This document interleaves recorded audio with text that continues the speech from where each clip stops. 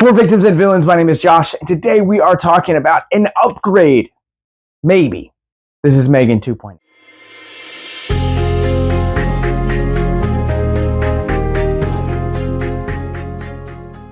2.0 tells the story of one AI robot that essentially gets brought back to life in an effort to take down a larger threat AI robot. I will just say it right out of the gate, the genre flip from the original film kind of having this horror, thriller, slasher vibe to it, to this one being essentially an action comedy, kind of almost ensemble feel to it, I think will leave a lot of people with a weird, kind of strange taste in their mouth and will really turn people off to this. I, for one, had an absolute blast with this movie. M3GAN 2.0 feels like if you took Mission Impossible and met it with The Terminator, but told it through the lens of a B-movie comedy from like the early 80s, that is the type of vibe that we're going with here. This movie never really takes itself seriously. And there are some moments that I'll talk about in a few moments where they do. And I think the filmmakers work really well at doing both cases. Like, this film does comedy really well, it does the action really well, but it also does that social commentary really well that we had from the first film.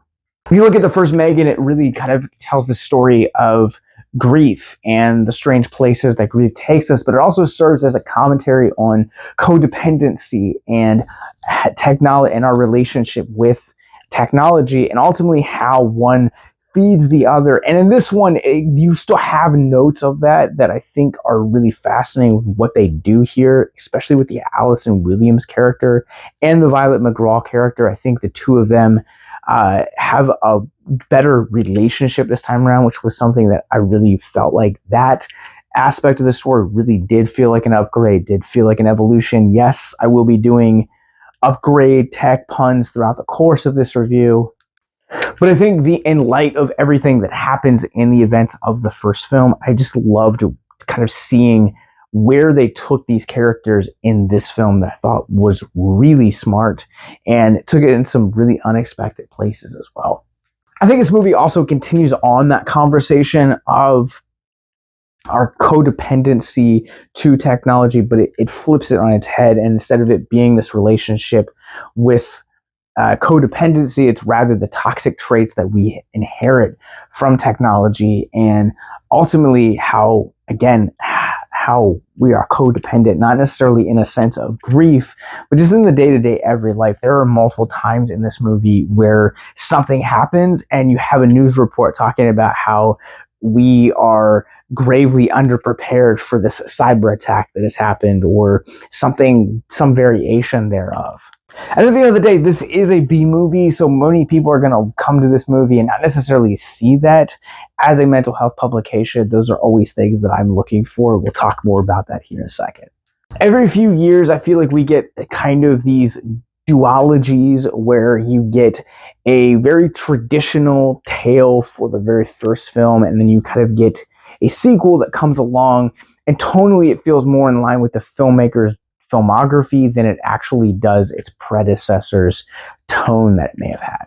For example, I think you can look at either the Del Toro Hellboy movies or James Wan's Aquaman films, and you can look and see those very first films. They're very traditional comic book movies. They're very traditional in narrative, much like the first M3GAN is. And then you kind of come into the second film, and Golden Army feels more like a Del Toro film than the first Hellboy does. And you also look at James Wan just gushing about his love of B movies and sci-fi films that you would catch at the drive-ins in the 60s and 70s, and that is what you get with Lost Kingdom. And that's how M3GAN 2.0 feels. I'm not super familiar with Gerard Johnstone as the writer-director on this movie. He also directed the first film, and it feels very much like a the first M3GAN feels very much like a traditional horror film that you would expect about a killer robot.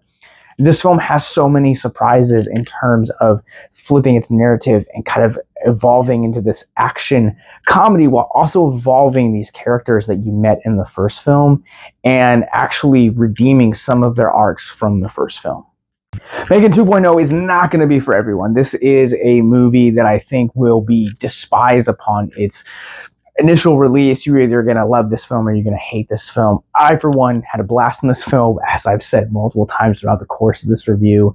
But I definitely think this film feels like a cult classic kind of being made once people kind of understand where this is. And again, the genre switch from horror thriller to action comedies is a little bit jarring, totally speaking, but it kind of feels like a natural evolution of this film in some regards. I love the cast here. I love the dynamic between Allison Williams and Violet McGraw. I think the two of them kind of finding their footing in the first film wasn't necessarily the strongest part in here, but definitely here they definitely feel more solidified. The chemistry is a lot stronger. The writing is also a lot stronger here as well. But also I think that there are better challenges here, especially in the film's third act, that are presented for both McGraw as well as Williams, with emphasis on Williams, and I think she just rises beautifully to the occasion. This film is also way funnier than I was expecting on it being, and it's the type of humor that if you are not a fan of B movies, then this is going to be a movie that doesn't necessarily land for you in terms of comedy. When I say B movies, this is kind of one of those movies that the humor is so bad it's good, and it's very campy. It very much feels like a film that is birthed out of 80s camp, like just movies that you would just go crack a beer open to and just watch on a Friday night. Like, this is the perfect modern interpretation of that. And again, I think it's Johnstone's just kind of having fun with where to take these characters. And honestly, this film kind of gave me a lot more hope, and really hope that this isn't just a duology, but that Blumhouse will say, let's do a third film. Because I think that there's still I think I would love to see them do another genre, full-on comedy, please.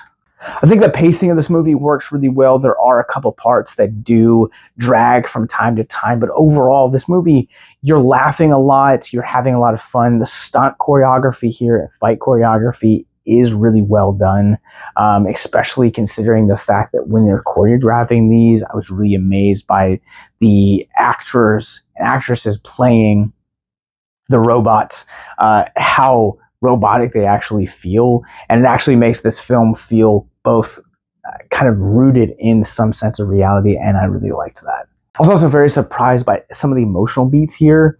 I think when you look at the first film, it has a very surprising depth, and this one kind of doesn't necessarily have that, but there are these like little nuggets and these little pockets of those. There's a really genuine moment between Gemma and M3GAN later on in the film that is one of my favorite, both comedic moments, but also one of the deepest moments as well. And again, it continues to be this film that even if it does switch genres, it is still maintaining this core heart and core emotional value between these trio of characters that I think work really well, and it's another reason why I'm hoping for a third film in this series. All right, I'm going to run this one through our Rorschach rating scale. I'm going to go ahead and give M3GAN 2.0 a 4 out of 5. This movie will not be for everyone. This movie is, I think a lot of people are going to be turned off by the genre switch from the first film to this film.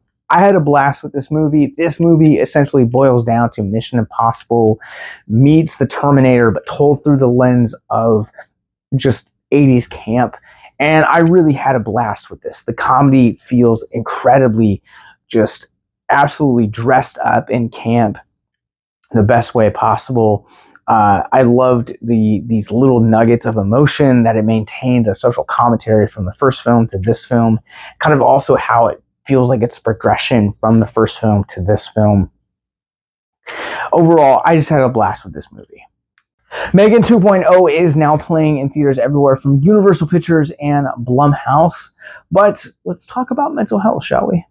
If you guys are new to our content, Mental Health Moments is where we take a theme of mental health out of the film which we're reviewing, talk about it for a few moments in the hopes to deconstruct the stigma surrounding mental health.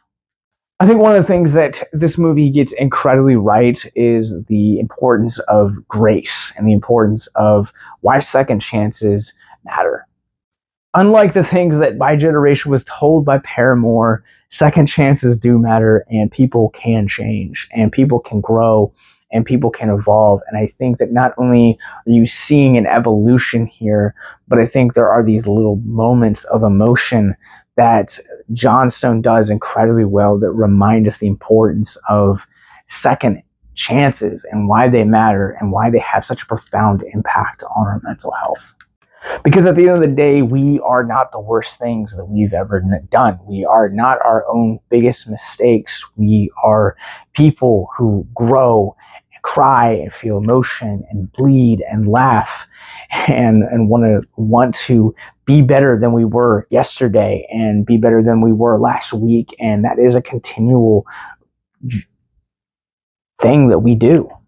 I talked about this in my Stealing Pulp Fiction review, but there's a line in that movie that talks about how practice means progress. It is this evolution. It is this continued journey to continue to strive to be better than we were, continue to always work at ourselves. And honestly, it's part of second chances.